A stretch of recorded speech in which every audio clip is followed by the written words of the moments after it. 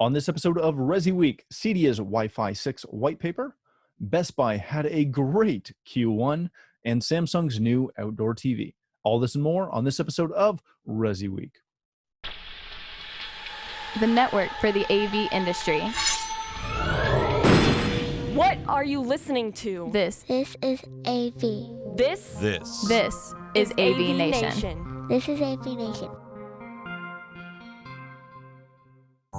This is ResiWeek, episode 225, Gravy on Top. Support for AVNation is brought to you by Access Networks. Hey, welcome to ResiWeek. This is your weekly roundup of all the latest news and stories for the residential AV industry. I'm your host, Matt D. Scott for AVNation.tv. And this week, we are pleased to be joined by some good friends of mine. First, we have Samantha Ventura. She is the VP of Education and Training at CEDIA. How are you, ma'am? Fine, thank you. It's nice to be here. Nice to see you guys. Good to see you. And then we have our good friend, Jason Knott. He is the Chief Content Officer and Office Manager at CE Pro. How are you, sir? I'm fine, and don't call me Michael Scott. You know that's where my head has been the whole time since you mentioned it. Yeah. All right, ladies and gentlemen, let's kick this off with a story that comes to us from Residential Systems. There is a new CEDIA white paper that addresses Wi-Fi 6. If you haven't heard of Wi-Fi 6, pull your head out of the sand. It is fantastic and amazing, and we are all highly looking forward to it because it promises higher data rates, more robust connections, and simultaneous data reception and transmission between access points and multiple client devices. The best part about this is obviously CEDIA hosted a big webinar as well to accompany this, Wi-Fi 6, the next generation in Wi-Fi. Jason, let me start with you on this one. Obviously, Wi-Fi 6 is a big deal. It's great that CEDIA put out a white paper and that they have the webinar, and I'm sure that there will be more training classes to come from CEDIA and a host of manufacturers of this product or of this tech. Is this something that, I hate to use the term game changer because it's so overused, but Wi-Fi 6 has been broadly touted as a major change into networking. Is this something that is just going to become another tool for integrators, or is this a foundational technology that's going to allow us to really, really, really go after the network hard and say, hey, Wi-Fi 6 is so great. It's also complicated to get set up properly, i.e. you need a professional.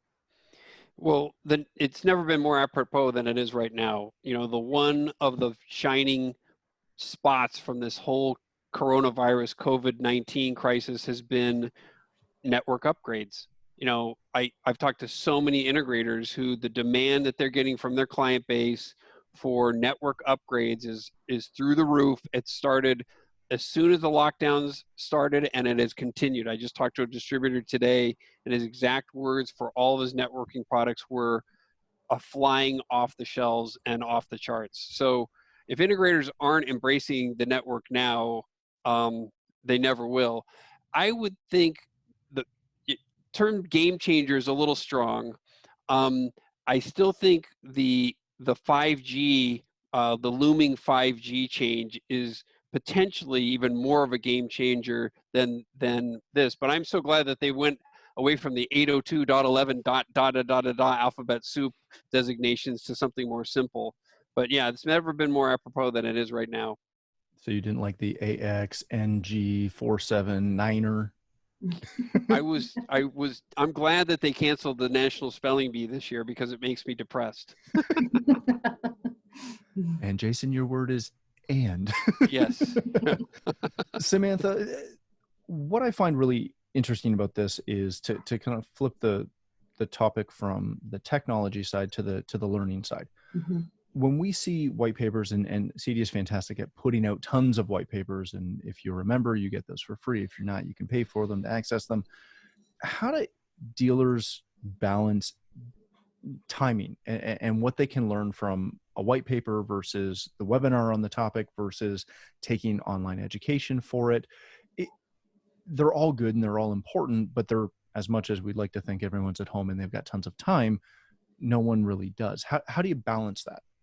I think anytime somebody thinks of their learning, they should think about it in a holistic way. And so even just to be reading the articles that come out or different things that are on a specific topic is a really, really good jump into a topic. But the reason a white paper is so important is because it really highlights typically a lot of a thought leader's real understanding and deep dive into a topic to help understand maybe a solution about it or to advocate on a specific part about it.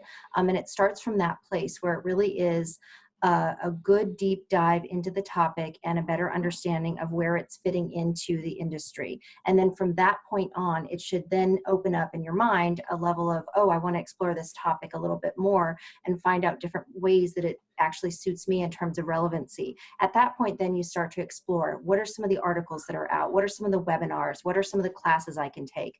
But really always looking back to that guide from the perspective of what did the white paper state on this as that authoritative piece, if you will, on the topic in general. So it's really important to think of the learning as very holistic in the sense that a lot of it is exploratory, and then there are other pieces that you can get that really add to the relevancy, but also just the legitimacy of it, not just how is it going to be applicable to you.